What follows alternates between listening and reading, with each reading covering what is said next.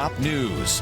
It is what we do. Good morning. Nonstop News starts right now. We are the only station in town commercial free for the next 15 minutes. We've got you covered with everything. It's been a bit of an issue when it comes to morning traffic along 35. So Joy will update us on that. But as always, going to start off with weather. Gorgeous. Gorgeous Absolutely. Shot behind you, Siobhain. It is. That sun's just starting to come up. It looks so nice. Yeah, it's going to be a beautiful day. Great Wednesday. Going to be a good couple of days ahead. So as you can see, we love these kind of pictures. Absolutely beautiful. Beginning to see a few cars out there in the downtown area. We are starting to see that sun come up. A little chill in the air. If you're getting ready to walk out the door, you might need a light jacket, but it's going to warm up very quickly. As soon as those temperatures start rising and we get to the lunchtime hour, you're going to kind of like our forecast. We're looking at the mid 70s and lots of sunshine today and for the next several days. So highs today a little warmer than yesterday. We're looking at mid 80s across most of our 4 zones. So just be ready. Lots of sunshine. Need some sunscreen, but actually a perfect day to get outside and enjoy the spring weather. All right, so still seeing some big delays, and it's all focused on the northeast side. It's the southbound lanes of I-35 between Weidner and Weidner and O'Connor, I should say. We have a partial closure of the highway. Still looking at about a 15 to 20 minute delay. In fact, even though we've made progress on this crash, that delay has started to creep back up again as more people start heading into this area. So we're really waiting for a complete reopening of that area. So for the latest on that, I'm going to turn now to David Mendoza. He's in your South Texas Ford dealer Sky Ford. David, hello. Hey, good morning, Joy. Yeah, we've been above this accident all morning checking things out. Right now we are we're facing south from 35 in Judson. Here we can see the southbound lanes with this lane closure. So you're going 4 lanes to 1 lane. There are no emergency crews left on scene, but the lane closure does remain. I'm not sure when they're exactly going to get this picked up. You mentioned that it was a construction site earlier. There might have been an investigation that took place and people need to come clean it up. I'm not too sure, but it is causing a delay. As I zoom out, right above Judson, as I said, this is really where the backup starts. So that's Judson Road, that overpass right there. We really start to see a slowdown right there, continuing to just after Weidner Road. So after you hit Weidner, it opens back up and you're free to drive. So I'll keep you updated with this situation and let you know the latest next time we talk. Back to you. David, we appreciate it, and we'll continue to check in right here with your on-time traffic. All right, guys, thanks. Some stories that we've been keeping an eye on for you this morning. A Bexar County constable is in the hospital. This is sort of what Joy was talking about here. There was an accident involving an 18-wheeler. The constable was off duty working road construction. He was there in his car. An Amazon 18-wheeler hit him from behind along 35 and Crosswinds Way. This all happened about 3 a.m. The constable unfortunately says he could not feel his legs just after the accident, so he was taken to the hospital in serious condition. No word if the 18-wheeler driver will be facing charges. Firefighters also looking into a house fire on the south side. This happened on Hermitage Court near Junior Street about 3:45 this morning. Firefighters think that was caused by an electrical problem. They also were dealing with a power line that fell on a fence. That house was used as a storage. No one was home at the time. A man is charged with murder in connection to the death of a New Braunfels woman. Investigators say that she died in February after taking a fake opioid pain reliever that was laced with fentanyl. The Comal County Sheriff's Office says Hayden Corbin gave her the pills. Corbin was in the Comal County Jail on unrelated charges. Investigators say that he is now charged with first-degree murder by induction of fentanyl. Major shakeup at the IRS. Its acting commissioner stepping down after controversial data that was shared with ICE. The agreement involves using immigrants' tax records to help with deportations. Melanie Krause, who had served as acting commissioner of the IRS since February, is stepping down over a new data sharing deal. That agreement, signed Monday by Treasury Secretary Scott Bessent and Homeland Security Secretary Kristi Noem, allows Immigration and Customs Enforcement, or ICE, to submit names and addresses of undocumented immigrants to the IRS. The goal is to cross-check the information with tax records in an effort to identify and then deport people living in the country illegally. A man convicted of murdering a Miami Herald employee more than 2 decades ago has been executed in Florida. That case drew national attention because of just how brutal the murder was. Michael Tanzi was dead yesterday, killed by lethal injection. This was for the 2000 murder of Janet Acosta, who worked at the Miami Herald. Prosecutors say that Acosta was attacked during her lunch break. She was beaten and robbed and then abducted. He drove her to the Florida Keys, where he strangled her and then left her on an island. In his final moments yesterday, Tansy apologized to her family and recited a Bible verse. Well, the top 8 candidates in the race for mayor here in San Antonio held a final debate last night. The election is May 3rd. It was held at the Carver Center. Each candidate talked about their vision for San Antonio, including their takes on Project Marvel and stopping city crime. They also took a few shots at each other. We're going to hear a lot of platitudes up here today. What you're going to hear from our friend Manny Pelaez, El Chancla, the flip-flopper on issues. So many other things you've heard the new people say, they just don't know what they're talking about. Again, that race is May 3rd. It is the first time in nearly 20 years that we have not had an incumbent for mayor in the race. Well, 15 international students at Texas A&M are facing possible deportation after their immigration status was suddenly revoked.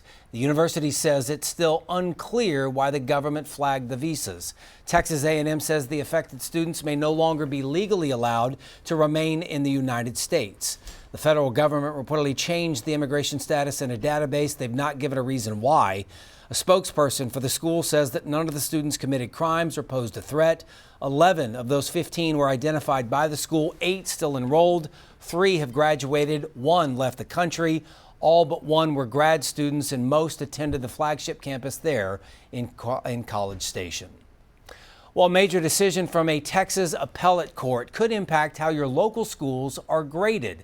After a lengthy legal fight, the Texas Education Agency, the TEA, has been given the green light to release its 2023 school ratings. The 15th Court of Appeals ruled that the TEA commissioner did not overstep his authority when he changed the criteria used to determine school performance. The state plans to release the 2023 ratings on April 24th. Texas schools haven't received full accountability since 2019 because of the pandemic. A separate lawsuit over the 2024 ratings is still pending.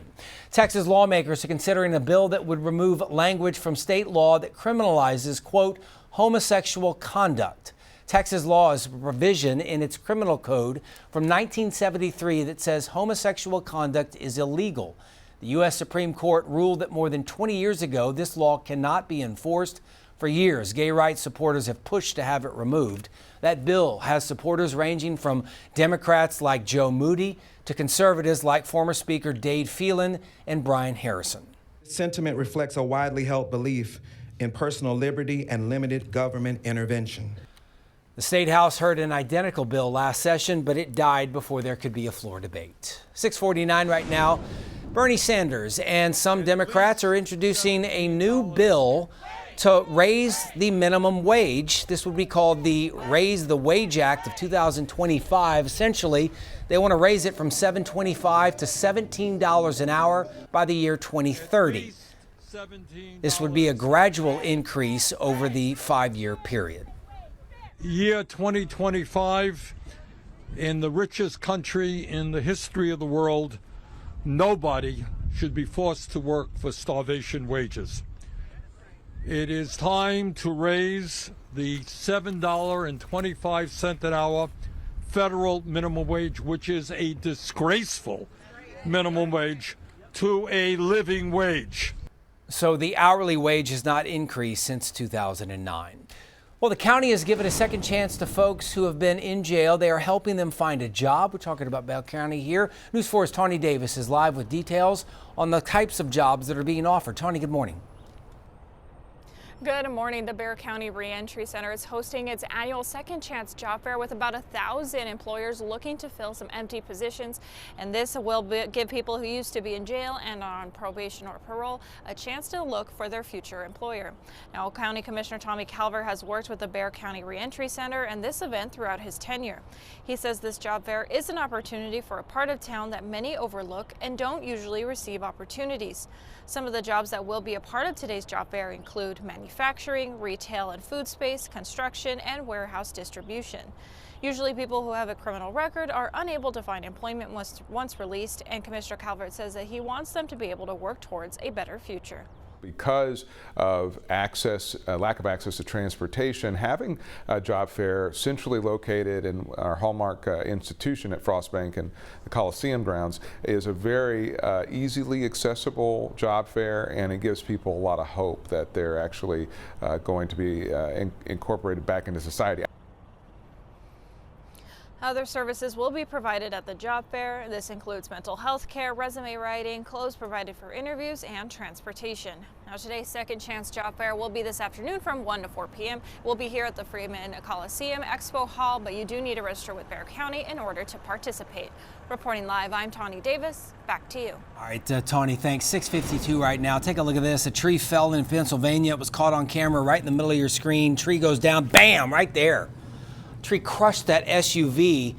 This is the craziest part. Just moments later, you see that woman get out of the car. She's fine. Thank God she's fine. No other reports of injuries. Also, a house explodes in Illinois, and it's caught on camera right-hand side of your screen. That was in Christopher, Illinois. A firefighter was injured, but we're told should be okay. That house, a total loss. No word on what caused the explosion.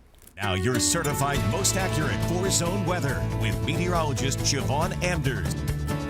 Well, the sun is coming up over the downtown area. It is a beautiful shot of our San Antonio skyline. We are seeing, of course, another gorgeous day shaping up for all of us. There is a little chill in the air. When you get out there, you'll feel it, but still nice spring weather expected for the next several days.